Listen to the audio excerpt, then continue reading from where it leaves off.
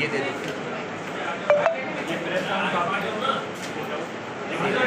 रियासत जवाब दो, भूख का हिसाब दो, रियासत जवाब दो, भूख का हिसाब दो, रियासत जवाब दो, जुल्म का हिसाब दो, रियासत जवाब दो, जुल्म का हिसाब दो, रियासत जवाब दो। जुल्म का हिसाब दो। ये सब जो लोग आए हैं करना जो जमींदार इस जबरी मुशक्कत के ब्रैकेट में हैं या इस पर अमल करते हैं, इसको पुलिस की तरफ से कोई इम्यूनिटी हासिल ना हो और जो गवर्नमेंट इन लैंडलॉर्ड्स को या इंट्रूडर्स को सपोर्ट करके इसका खात्मा किया जाए।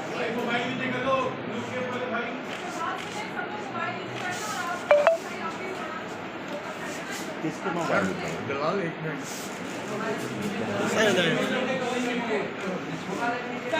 योग किया जाए और इसके अंदर खास तौर पे जो सेक्शन 3 है पार्ट 2 इसको इसके अंदर अमेंडमेंट ना किया जाए, इसकी मजम्मत करते हैं और हम ये समझते हैं कि हर इंसान का हक है कि वो अपने जेंडर आइडेंटिटी को इस्टेब्लिश कर सकता है और जो इस लॉ में जो इस सेक्शन है हम इसको सपोर्ट करते हैं और सपोर्ट करते रहेंगे। उसके साथ साथ जो इस कम्युनिटी के खिलाफ मॉब वायलेंस है इसकी हम मजम्मत करते हैं और हम मुतालबा करते हैं कि इस मॉब वायलेंस को सीरियसली लिया जाए और इसको क्रिमिनलाइज किया जाए। Thank you very much. बाकी सारे लोग इसके ऊपर और थ्रू आउट द ईयर हम मुख्तलिफ कम्युनिटीज़ में जाते हैं। यहाँ पर मैं ख़ास तौर पर फोर्स कन्वर्शन के ऊपर बात करूँगी। यहाँ पर पीछे बहुत सी बच्चियाँ खड़ी हैं जो कि फोर्स कन्वर्शन का शिकार हुई, अंडर एज मैरिज का शिकार हुई और हर साल हमारा मुतालबा होता है कि फोर्स कन्वर्शन को इसे जुर्म करार दिया जाए। इसके ऊपर सुप्रीम कोर्ट ने एक फैसला दिया था कुछ साल पहले। सुप्रीम कोर्ट ने पाबंदी लगाई है, लेकिन सुप्रीम कोर्ट पार्लियामान सुप्रीम कोर्ट से बालातर है। इस वजह से हम ये चाहेंगे कि ये बच्चियां, और मैं साथ साथ बताती चली जाऊं कि कल या परसों शरिया कोर्ट ने एक इतना अच्छा फैसला दिया है और सिंध गवर्नमेंट का जो under as marriage state act है बिल्कुल इस्लाम से मुतफिक है और बच्ची को सिर्फ सेक्सुअली मैच्योर प्यूबर्टी की बात नहीं है बल्कि वो मेंटली भी मैच्योर हो, फिजिकली भी मैच्योर हो। और उन्होंने ये अंडर एज जो मैरिज एक्ट है कि 18 साल से छोटे बच्चे की या बच्ची की शादी ना हो, शरिया कोर्ट ने उसको अप्रूव कर दिया है। इस बात के लिए हम शरिया कोर्ट के शुक्रगुजार हैं। लेकिन अदारे पुलिस को सेंसिटाइज किया जाए। अभी रिसेंटली 2 बच्चियां जो हैं मुकद्दस और मिशल, उनका केस मुसलसल हम केपीओ में जाते रहे एडिशनल आईजी साहब के पास। तो मुकद्दस का जब पता चला कि उसका भी सर्टिफिकेट सामने आ गए हैं तो एडिशनल आईजी साहब कहते हैं FIR खत्म आपकी, अब आप रोड पे जाएं, अब आप NGOs के पास जाएं, अब आप जाकर शोर बचाएं। फिर अदालत किस लिए है, फिर पुलिस किस लिए है, फिर आपको लॉ का नहीं पता कि अगर अंडर एज मैरिज हो गई है तो वो क्योंकि वालिदैन को पहले नहीं पता होता अगवा की FIR करती है। लेकिन आपके पास सारे कवानीन मौजूद हैं, आप क्यों नहीं उसको बात करते कि जो रेप की सेक्शंस हैं वो लग जाए, जो अंडर एज मैरिज की सेक्शंस हैं वो लग जाए। आप वालिदैन को जो लोग पीट रहे होते हैं उनको कहते हैं कि आप NGOs के पास जाए। अगर NGOs से काम करना है तो अदारे बंद किए जाए। इस वक्त हमारे साथ मैं आइडेंटिफाई नहीं करूंगी, यहाँ आरजू भी मौजूद है, आरजू के वालिदैन भी मौजूद है, उनकी आरजू की वालिदा मौजूद है जो जरूर मीडिया से बात करना चाहेंगी। बच्चियों की हमारे ये जाते हैं और बच्चियों के साथ ये शादी कर लेते हैं तो बोलते हैं कि ये हमारी मतलब एज की है तो हमने शादी कर दी है इससे। मैं कहती हूँ कि ऐसे ये क्यों हो रहा है। और ये बच्ची हमारे पास है तो मैं ये कहना चाहती हूँ कि ऐसा ना हो, तो बच्चियों को जो है तहफ़्फ़ुज़ मिले। बच्चियों के जो कहते हैं 18 साल की हो गई है तो हमने शादी कर ली है, ऐसा नहीं होना चाहिए। अकलियतों की जो बेटियां हैं, चाहे वो हिंदू बच्चियां हैं चाहे वो क्रिश्चियन बच्चियां हैं, चाहे सिख बच्चियां हैं। आपकी रियासत का सिंध का जो कानून है खुदारा उस पर ही इम्प्लीमेंट कर ले और जबरी मजहब तब्दीली को काबिल गिरफ्त जुर्म करार दिया जाए। Thank you. और सारी जिंदगी वो मेहनत मजदूरी करती रही हैं। है जैसे का बात हो रही है हिंदू कम्युनिटी की, तो बेसिकली हिंदू कम्युनिटी के बारे में जो हम बात कर रहे हैं या जो ये सिंध है, तो जब पाकिस्तान नहीं बना था तब भी सिंध एक अलग अपनी हैसियत रखती थी, एक अपनी अलग रियासत थी। हिंदू जो है वो बेसिकली सिंध के कदीमी रिहायशी हैं। अब पाकिस्तान जब वजूद में आया तो हिंदुओं ने पाकिस्तान को दिल से कबूल किया था, क्योंकि वो अपनी धरती माता को छोड़ना नहीं चाहते थे। लेकिन इसका मतलब ये नहीं है कि अब जब हिंदू जो है अपनी ही जमीन पे माइनॉरिटी के नाम का एक ठप्पा लग गया है तो उनकी बच्चों को अगवा किया जाए, उनको टारगेट किया जाए। हम ये समझते हैं कि हिंदुओं के साथ मुसलसल ये साजिश के तौर पे हो रहा है ताकि हिंदू पाकिस्तान छोड़ के भाग जाए। लेकिन जब पाकिस्तान बना हुआ था, इतनी खून रेजी हो रही थी, तब हिंदुओं ने अपनी धरती नहीं छोड़ी, तो वो अपनी अपनी धरती नहीं छोड़ेंगे। अगर पाकिस्तान हिंदुओं ने पाकिस्तान का दिल से कबूल किया है तो पाकिस्तान को भी चाहिए कि हिंदुओं को अपने दिल से कबूल करें।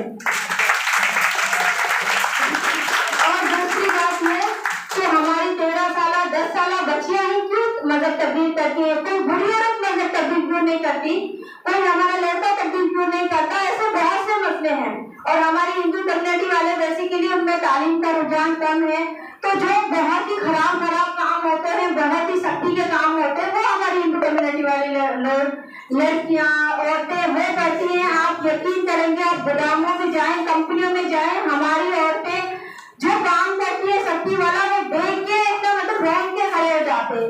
इमली का काम इतना सख्त होता है कि नाखून उतर जाते हैं, एक नाखून उतरते हैं।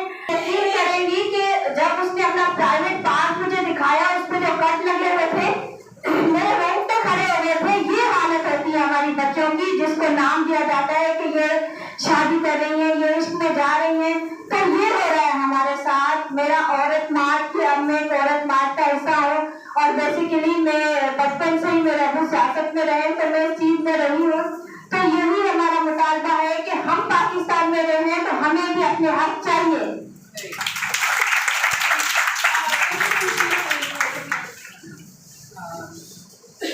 थैंक यू नगमा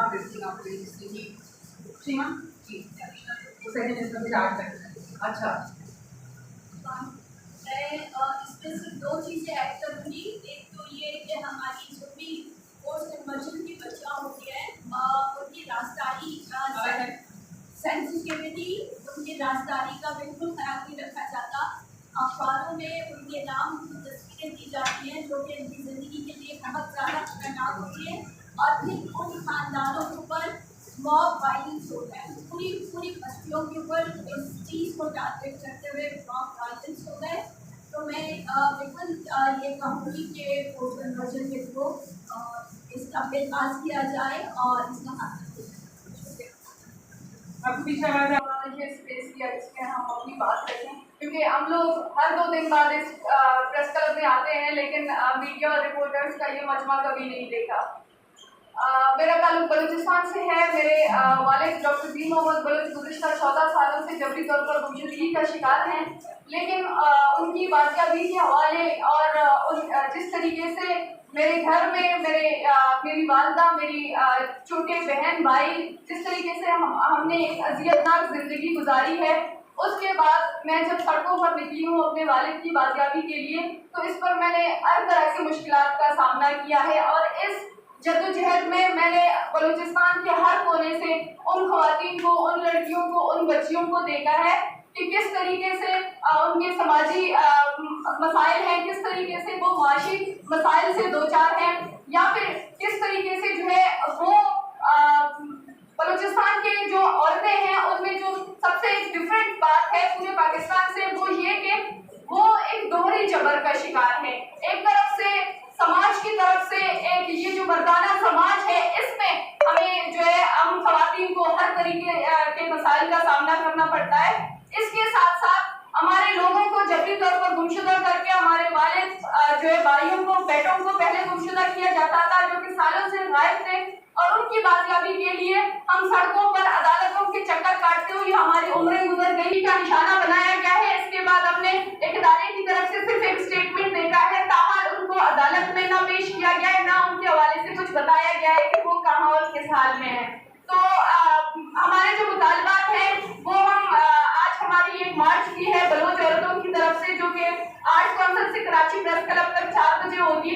तो मैं प्रेस से ताल्लुक रखने वाले तमाम साथियों से दरख्वास्त करती हूँ कि हमारे जो भी मुतालबात हैं आप बराए मेहरबानी वहाँ से आके कवर करें ताकि हमारी आवाज़ आप बन सके। रियासत जवाब दो, भूल का हिसाब दो। रियासत जवाब दो, भूल का हिसाब दो। भूल का हिसाब दो। रियासत जवाब दो, बेहदी का हिसाब दो। रियासत जवाब दो, बेहदी का हिसाब दो। और हमारा वही मसाइल है जो पिछले साल भी था और इस साल भी है, हमारी शनाख्त। हम तो अभी शनाख्त के मामले में ही एक अरसे से इस दोहरे मेयार पे खड़े हैं कि गवर्नमेंट हमें हमारी शनाख्त के मामले में इतनी कंफ्यूजन की शिकार है। हमारा जो एक्ट है, अभी ह्यूमन राइट कमेटी ने जो सेनेट की ह्यूमन राइट कमेटी थी, सब कमेटी, उसने हमारे बिल को रिजेक्ट किया है। हम इस किस्म की किसी भी इक़दाम को नहीं मानेंगे, तमाम प्लेटफॉर्म्स को इस्तेमाल करेंगे। अब ख्वाजा सिरा कम्युनिटी और पीछे नहीं रह सकती। एक वक्त था 75 साल हमने एक बेनाम जिंदगी गुजारी है पाकिस्तान में, लेकिन अब हम एक पाकिस्तान के शहरी होने के नाते अपने हक के लिए आवाज खड़े करेंगे। दूसरी बात, आपने जो पिछले साल एक ऑर्गेनाइज्ड हेट कैंपेन एक रिलीजियस ग्रुप और रिलीजियस सियासी जमातों की तरफ से जो लॉन्च हुई हमारे पास, उसका असर क्या हुआ? हमारा माशी कत्ल हुआ। हमारे लोग जो भीख मांगते थे, लोगों ने भीख देना बंद कर दी कि भीख तो अल्लाह के नाम पे देते हैं, तुम लोग तो काफिर हो। हमें काफिर का लेबल दिया, हमें कभी किसी का लेबल दिया, हमारे डांस फंक्शंस बंद करवा दिए। नौकरियां तो देने की औकात इस मुल्क की नहीं है कि वो हमें नौकरियां दे। एक प्रोग्रेसिव बिल जिसमें पाकिस्तान भर की बहुत ज्यादा एक हेडलाइंस में चला कि पाकिस्तान ने ट्रांसजेंडर कम्युनिटी का एक प्रोग्रेसिव बिल पास किया। आज उस एक्ट का हाल जो आपने कर दिया है, तो ये कहते हुए हमें शर्म नहीं आएगी कि इस मुल्क की औकात नहीं थी कि इतने प्रोग्रेसिव बिल को वो रख सके। हम लोग ने पूरे साल जो औरतों के साथ काम किया है, मेहनत कर औरतों के साथ काम किया है, उन औरतों के साथ काम किया है जो कि मेहनत करती हैं और दिहाड़ी अपनी उजरत देती हैं। उन लोगों ने हमसे कहा कि वीक डे पे हमारा आना बहुत मुश्किल है क्योंकि हमारी दिहाड़ी कट जाएगी, और इस वक्त जिस तरह के हालात हैं, जिस तरह की कीमतें हैं, हम एक दिन की भी दिहाड़ी नहीं हो सकते, हमारे घर में खाना नहीं होगा। तो इसको सामने रखते हुए हम लोगों ने ये तय किया है कि इस साल हम लोग इतवार को 12 मार्च को अपनी औरत मार्च रखेंगे। तो साथियों, हमारा जो इस साल के मुतालबे हैं, जैसे आप लोगों ने शायद सोशल मीडिया पे भी देखा हो, कि जो मुल्क के हालात हैं, जो गुर्बत है, जो भूख है, उस पर हमने इस साल नारा उठाया। हमारा पैगाम करती हैं उनको, उनके लिए एक लिविंग वेज मुनक्कद की जाए, and as a basic first step जो है वो मिनिमम वेज मुनक्कद की जाए, और जो भी फैक्ट्री, जो भी घर, जो भी तंजीम उस मिनिमम वेज को ना अदा करे, उस पर गवर्नमेंट जो है वो फाइन किया जाए। हमारा दूसरा मुतालबा ये है कि जो रियासती अखराजात हैं, जिसमें सारी इंस्टीट्यूशंस, सिविलियन और नॉन सिविलियन इंस्टीट्यूशंस शामिल हैं, वो अपनी एक्सपेंडिचर को कम करेंगे। इस पर हमने काफ़ी पिछले 3 हफ्तों से बात भी की है सोशल मीडिया पे। हम तो समझते हैं कि जो ये लाविश एक्सपेंडिचर्स हैं, जिनमें गोल्फ कोर्सेज, बड़ी बड़ी गाड़ियाँ, गवर्नमेंट हाउसिंग, इसको ख़त्म किया जाए और उस पैसे को वापस जो है लोगों में इन्वेस्ट किया जाए। खास तौर पे सैलाब जो पॉपुलेशन है और जो हमारी मेहनत पॉपुलेशन है, हम समझते हैं कि जो गुर्बत का इम्पैक्ट है वो, या गुर्बत का जो असर है, या जो भूख का असर है, वो हमेशा और के बच्चे ख्वाजा सिरा कम्युनिटी पे जो है वो 10 फोल्ड ज़्यादा है। तो इसीलिए हमारी ये कोशिश है कि हम अपने डिमांड्स को इस चीज़ के ऊपर फोकस करें और हम गवर्नमेंट से मुतालबा करते हैं कि अब कोई बहाना नहीं रहेगा और इस चीज़ पर अमल करें और जो हमारी ग्रुप है इसके ऊपर एक प्लान हो, इसके ऊपर एक फेडरल और प्रोविंशियल सोशल सिक्योरिटी प्रोग्राम तो रोकेंगे तो कल को जब आपके साथ ऐसा दूसरे मुमालिक में होगा तब आपको आवाज़ उठाने का कोई हक नहीं। अपने मुल्क पाकिस्तान को, चाहे वो जेंडर माइनॉरिटीज़ हो, चाहे वो रिलीजियस माइनॉरिटीज़ हो, सबको बराबर हक दें और फिर दुनिया के लिए बात करने की बात करें। अभी पहले अपने घर को साफ करें। Thank you.